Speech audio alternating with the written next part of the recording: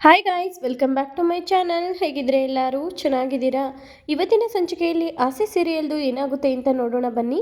ಹಾಗೆ ಯಾರೆಲ್ಲ ನನ್ನ ಚಾನಲ್ಗೆ ಸಬ್ಸ್ಕ್ರೈಬ್ ಮಾಡ್ದಲೇ ನೋಡ್ತಾ ಇದ್ದೀರಾ, ಗೀತಾ ಕನ್ನಡ ವ್ಲಾಗ್ ಚಾನಲ್ಗೆ ಸಬ್ಸ್ಕ್ರೈಬ್ ಮಾಡಿಕೊಂಡು ಸಪೋರ್ಟ್ ಮಾಡಿ. ಹಾಗೆ ಈ ವಿಡಿಯೋನ ಫುಲ್ ಎಂಡ್ವರೆಗೂ ನೋಡಿ, ಇಷ್ಟ ಆದರೆ ಲೈಕ್ ಕೊಟ್ಟು ಸಪೋರ್ಟ್ ಮಾಡಿ.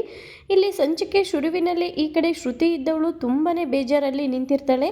ನನ್ನ ಜೊತೆ ರವಿ ಎಲ್ಗೂ ಕೂಡ ಬರೋದೇ ಇಲ್ಲ, ಕರೆದ್ರೆ ಬರೀ ಹೋಟೆಲ್ ಅಂತ ಹೋಗ್ತಾನೆ ಅಂತ ಹೇಳಿ ಈ ಕಡೆ ಶ್ರುತಿ ತುಂಬನೇ ಬೇಜಾರು ಮಾಡಿಕೊಂಡು ನಿಂತ್ಕೊಂಡಿರ್ತಾಳೆ.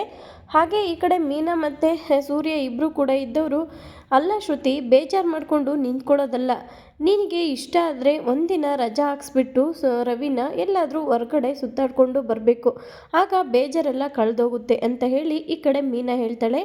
ಆಗ ಶ್ರುತಿ ಇದ್ದವಳು, ಹೌದು ಮೀನವರೇ, ನೀವು ಹೇಳ್ತಿರೋದು ಕರೆಕ್ಟು ಅಂತ ಹೇಳಿಬಿಟ್ಟು ಈ ಕಡೆ ರವಿ ಹತ್ರ ಹೋಗಿ, ರವಿ, ನಿನಗೆ ನಾನು ಬೇಕೋ ಅಥವಾ ನೀನು ಹೋಟೆಲ್ ಬೇಕೋ ನೋಡು, ಡಿಸೈಡ್ ಮಾಡು ಅಂತ ಹೇಳಿ ಈ ಕಡೆ ಮುನ್ಸ್ಕೊಂಡು ತುಂಬಾ ಜೋರಾಗಿ ಹೇಳಿ ಹೊರಟೋಗ್ತಾಳೆ ರೂಮ್ ಒಳಗಡೆ.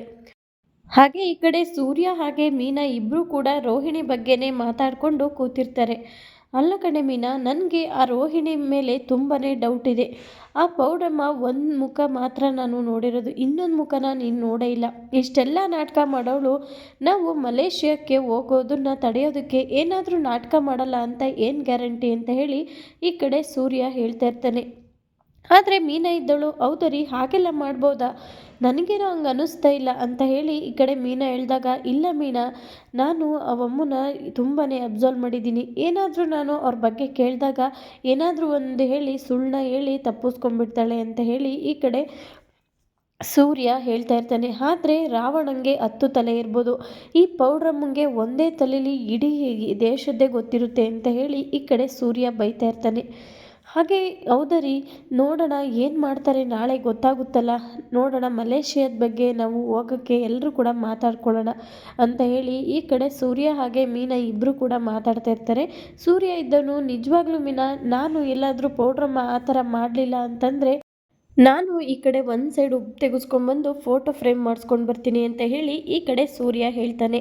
ಹಾಗೆ ಈ ಮೇಕೆ ಮಂಜಣ್ಣನ ಕರ್ಕೊಂಡು ಬಂದು, ಈ ರೋಹಿಣಿ, ನೀವು ಒಂದು ಡ್ರಾಮಾ ಮಾಡಬೇಕು, ಮಲೇಷ್ಯಾಕ್ಕೆ ಹೋಗೋದನ್ನು ಹೇಗಾದರೂ ಮಾಡಿ ನೀವು ತಪ್ಪಿಸ್ಲೇಬೇಕು ಅಂತ ಹೇಳಿ ಅವ್ರನ್ನ ಮನೆಗೆ ಕರೆಸಿರ್ತಾಳೆ.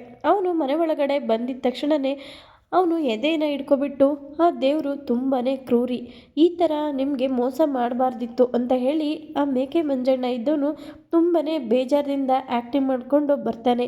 ಈ ಕಡೆ ಮನೆಯವರೆಲ್ಲರಿಗೂ ಕೂಡ ತುಂಬಾ ಶಾಕ್ ಆಗುತ್ತೆ, ಏನಿದು ಇವರು ಈ ಥರ ಮಾತಾಡ್ತಿದ್ದಾರಲ್ಲ ಬಂದ ತಕ್ಷಣವೇ ಅಂತ ಹೇಳಿ ಈ ಕಡೆ ರೋಹಿಣಿ ಇದ್ದವಳು, ಏನದು, ಏನು ಹೇಳಿ ಅಂತ ಹೇಳಿ ಹೇಳಿದಾಗ ಎಲ್ಲರೂ ಕೂಡ ಮನೆಯವರು ಅಷ್ಟೇ, ಏನು ಹೇಳ್ತಾ ಇದ್ದೀರಾ ನೀವು ಅಂತ ಹೇಳಿ ತುಂಬಾ ಗಾಬರಿಯಲ್ಲಿ ಇರ್ತಾರೆ.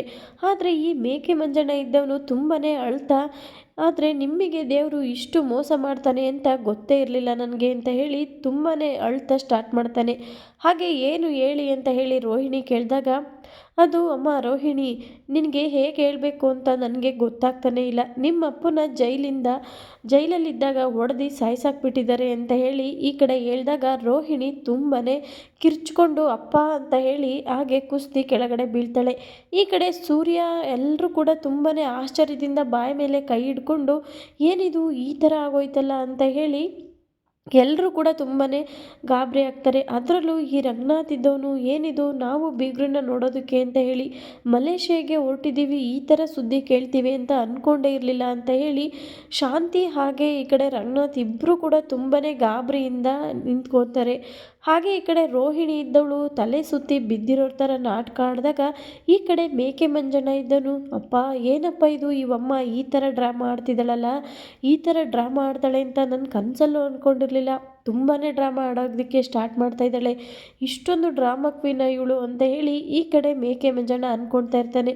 ಆದರೆ ಅವಳು ಹೇಳ್ದಂಗೆ ಇವನು ಕೂಡ ಅವಳು ಏನು ಹೇಳ್ಕೊಟ್ಟಿರ್ತಾಳೆ ಅದನ್ನೇ ಮನೇಲಿ ಬಂದು ಮಾಡಿದಾಗ ಎಲ್ಲರೂ ಕೂಡ ಈ ಕಡೆ ರೋಹಿಣಿ ಬಿದ್ದಿದ್ದನ್ನು ನೋಡಿ ನೀರು ಹಾಕ್ಬಿಟ್ಟು, ರೋಹಿಣಿ ಎದ್ದೇಳಮ್ಮ ಎದ್ದೇಳಮ್ಮ ಅಂತ ಹೇಳಿ ಈ ಕಡೆ ಶಾಂತಿ ಹಾಗೆ ಮೀನಾ ಎಲ್ಲರೂ ಕೂಡ ನೀರನ್ನ ತೊಗೊಬಂದು ಈ ಕಡೆ ರೋಹಿಣಿನ ಎಬ್ಬರಿಸೋದಕ್ಕೆ ಟ್ರೈ ಮಾಡ್ತಾರೆ. ರೋಹಿಣಿನೂ ಕೂಡ ನೀರನ್ನ ಹಾಕಿದ್ದಾದ್ಮೇಲೆ ಮೇಲೆ ನಿಧಾನಕ್ಕೆ ಎದ್ದೋಗ್ಬೇಕಾದ್ರೆ, ಅಯ್ಯೋ ನಮ್ಮಪ್ಪಂಗೆ ಈ ಥರ ಆಗುತ್ತೆ ಅಂತ ನನ್ನ ಕನಸಲ್ಲೂ ಅಂದ್ಕೊಂಡಿರಲಿಲ್ಲ, ನಮ್ಮಪ್ಪ ಏನೂ ತಪ್ಪು ಮಾಡಿಲ್ಲ, ಆದರೂ ಕೂಡ ಜೈಲಿಗೆ ಹೋಗಿದ್ದಾರೆ, ಜೈಲಲ್ಲೇ ಈ ಥರ ಸಾವು ಬರುತ್ತೆ ಅಂತ ನನ್ನ ಕನಸಲ್ಲೂ ಅಂದ್ಕೊಂಡಿರಲಿಲ್ಲ ಅಂತ ಹೇಳಿ ಈ ಕಡೆ ರೋಹಿಣಿ ನಾಟಕ ಆಡಿಕೊಂಡು ಅಳೋದಕ್ಕೆ ಸ್ಟಾರ್ಟ್ ಮಾಡ್ತಾಳೆ.